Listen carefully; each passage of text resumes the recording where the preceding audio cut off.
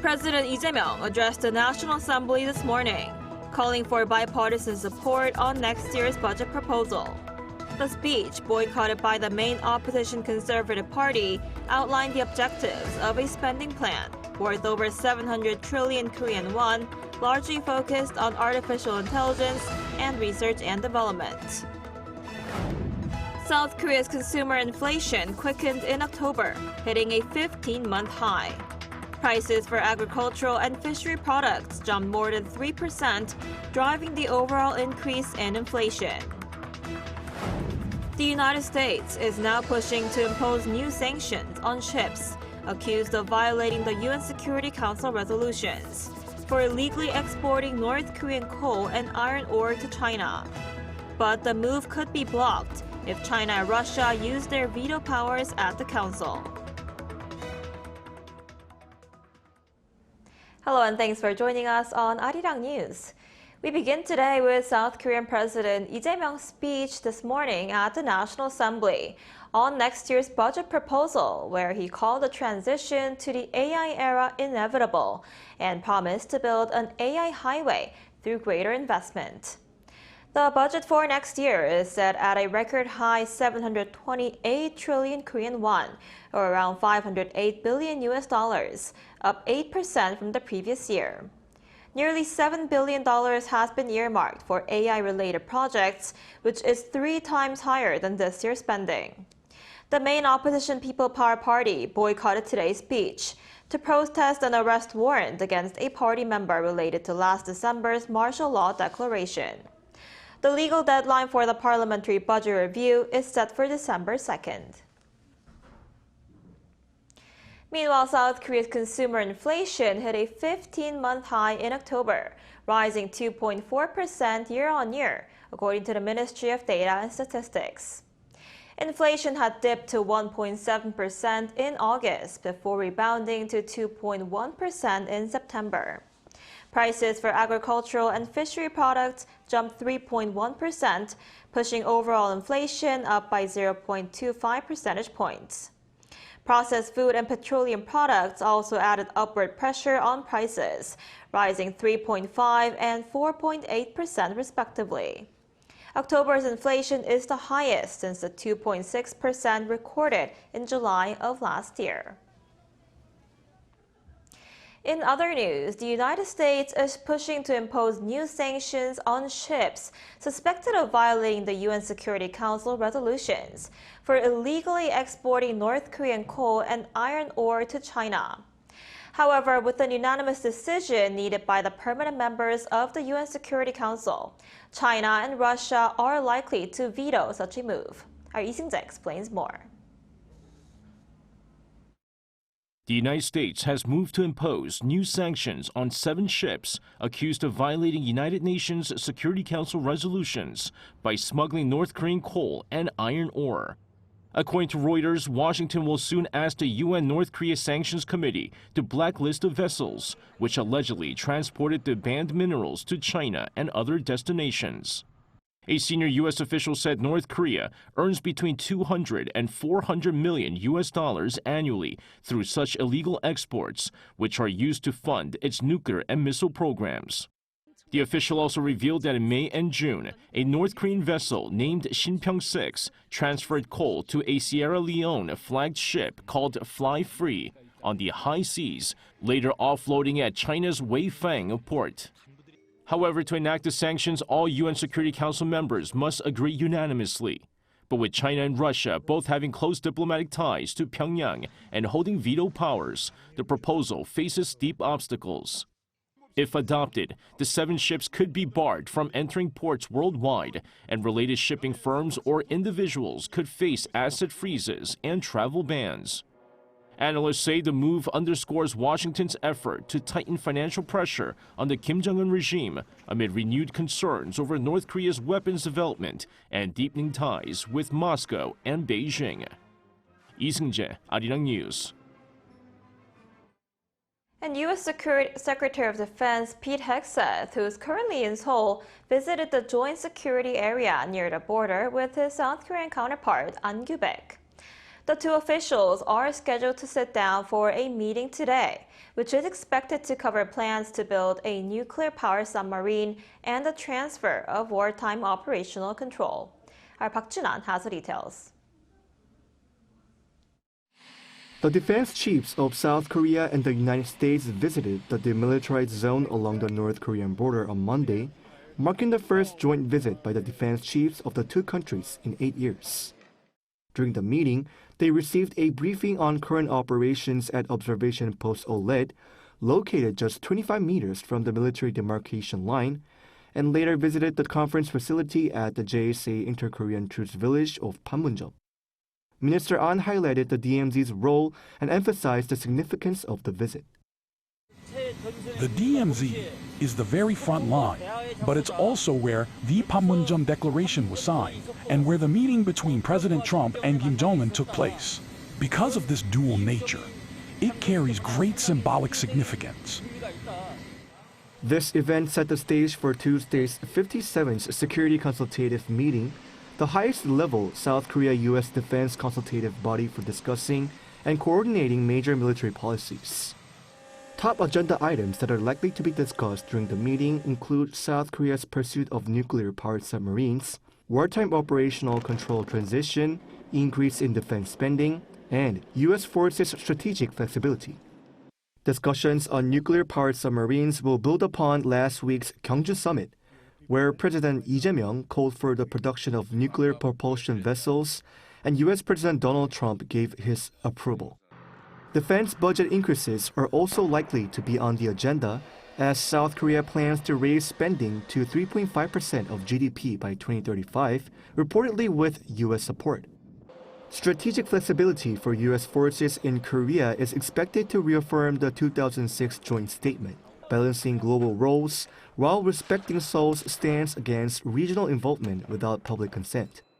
At the military committee meeting held earlier, the Joint Chiefs reported meaningful progress on the transfer of operational control and agreed that deterrence should extend beyond the peninsula to regional stability. Today's meeting's outcomes are expected to reaffirm the two countries' partnership amid evolving North Korean threats and Indo-Pacific dynamics. Park Junan, Arirang News. On the economic front, following a trade deal between South Korea and the United States, Seoul's industry minister says the government's planned $200 billion investment in the United States will prioritize Korean companies looking to enter the U.S. market. He says the goal is to create new financing channels that strengthen industrial cooperation. Our Pyongyang reports. Industry Minister Kim Jong-kwan says the country's $200 billion investment package for the U.S. will not be a simple handout, but a strategic fund designed to benefit Korean firms first. Speaking at a lecture for mid-sized company CEOs in Seoul on Monday, Kim explained that the funds will be overseen by two committees, one chaired by U.S. Commerce Secretary Howard Lutnick and another by himself, to ensure joint approval and transparency. He said the $200 billion investment will go to projects with commercial viability, or in other words, businesses capable of generating cash flow. The minister added that detailed guidelines on how companies can access the funds will soon be shared with business associations, urging firms not to miss out, saying if there's intent to expand into the U.S. market, this is an opportunity that should be explored. Kim also said the recently concluded Korea-U.S. tariff agreement helped ease pressure on the foreign exchange market and paved the way for strategic investment. He called it a new path, with companies in the past needing their own capital and financing. He added that formal documents summarizing the tariff deal, including an MOU and fact sheet, are in their final stages. At the event, the head of the Federation of Middle Market Enterprises of Korea thanked the minister for his efforts, recalling how U.S. President Donald Trump recently described Kim as a very tough negotiator, to which Kim replied was a great honor. Pyongyang, Arirang News. And Samsung Electronics has been ordered to pay $191.4 million in damages to Pictiva Displays for infringing 2 U.S. patents related to OLED technology. The ruling was handed down by a federal jury in Texas on Monday. Pictiva, based in Ireland and owned by Key Patent Innovations, argued that Samsung's Galaxy phones, TVs, and other devices use its patented methods for improving resolution, brightness, and power efficiency. The jury sided with Pictiva, whose managing director said the verdict validates the strength of its intellectual property. Samsung has not yet commented on the verdict. The case is among several recent large patent awards against Samsung in the same Texas court.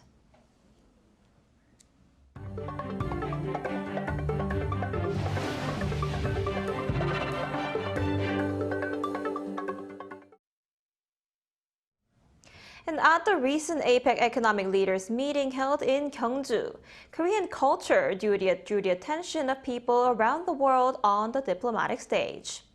It not only added glamour to the event, but also played a significant role in delivering the key messages of APEC.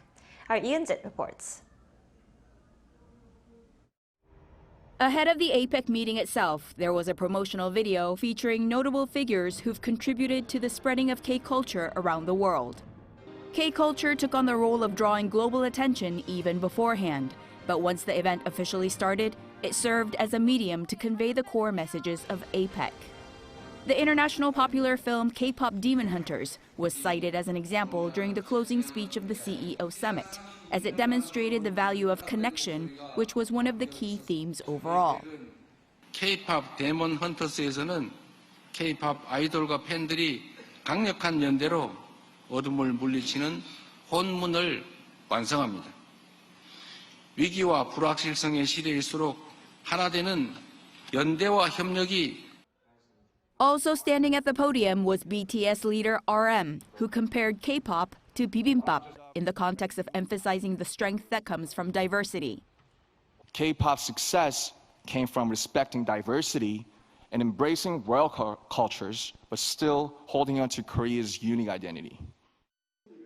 A specially customized replica of the Silla gold crown became a piece of diplomatic merchandise, intended to symbolize the spirit of the Silla kingdom, which was the first to bring peace to the Korean peninsula. Meanwhile, the K-food dishes served at the meal tables of the leaders carried messages of friendship, harmony, and peace. I always believe food is not just for eating to get full. Right? Food is art, food is storytelling, food is connection. The welcome dinner performance included an act by the APEC Honorary Ambassador G-Dragon.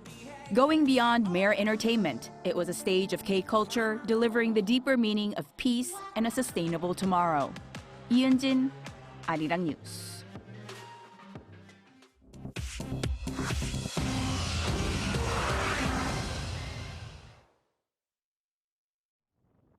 This is The World Now, bringing you everything you need to know from around the globe. Starting in Afghanistan, a 6.3 magnitude earthquake has killed at least 20 people and injured more than 640 others. The quake struck early Monday morning local time, shaking the northern part of the country and destroying hundreds of homes. Hospitals are treating dozens of people in critical condition, and rescuers say the number of casualties is still rising. Local authorities also report damage to a major historic mosque, though the structure remains standing. The Taliban government says emergency teams are working in affected areas, and the United Nations has begun delivering aid. However, rescue efforts are being slowed by blocked roads and poor communication in mountain villages. In the United States, as the government shutdown enters its second month, the Trump administration says it will provide reduced food aid to more than 42 million Americans. The decision follows a court order from federal judges in Massachusetts and Rhode Island directing the Department of Agriculture to use $5.25 billion in emergency funds to make partial payments to the Supplemental Nutrition Assistance Program, also known as food stamps. The SNAP program, which supports low-income households, normally costs around $8 billion per month, but has been unfunded since October 1st. The reduced food stamp payments are expected to reach families later this week. In Rome, rescue teams have freed a worker trapped for nearly 12 hours after the partial collapse of a medieval tower undergoing restoration.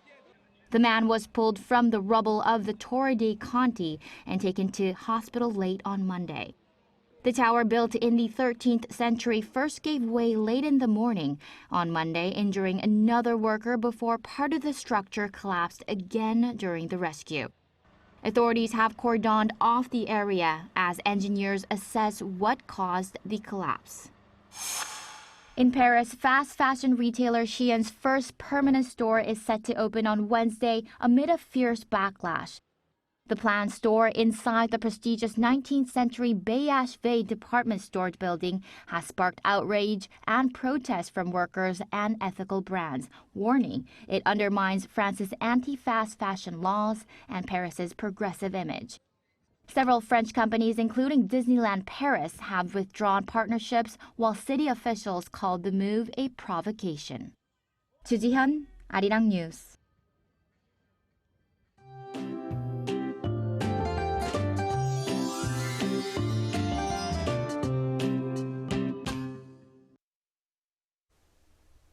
We needed that warm coat for the commute this morning. It was much cooler in inland regions, and this cold means that frost is likely forming and water is freezing across the inland and mountainous areas. But highs will go up fast, jumping 10 to 20 degrees Celsius by the afternoon. And this huge recovery means we'll have a major daily temperature swing of around 15 degrees Celsius in most parts.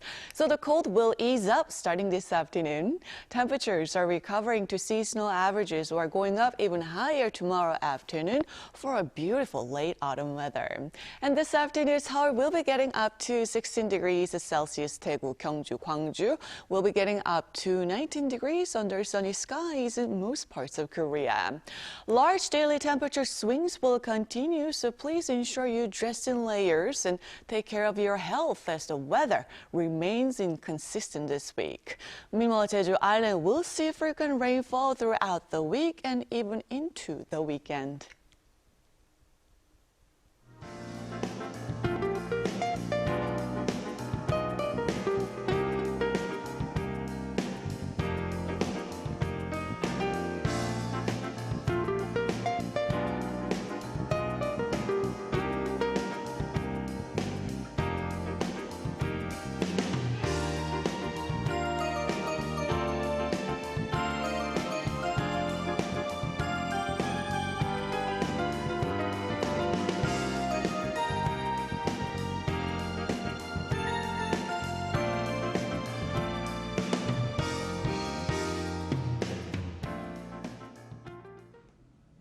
Now that's all we have for today's noon edition of Arirang News. Thank you for watching. We'll be back at 5 p.m. Korea time. Stay tuned.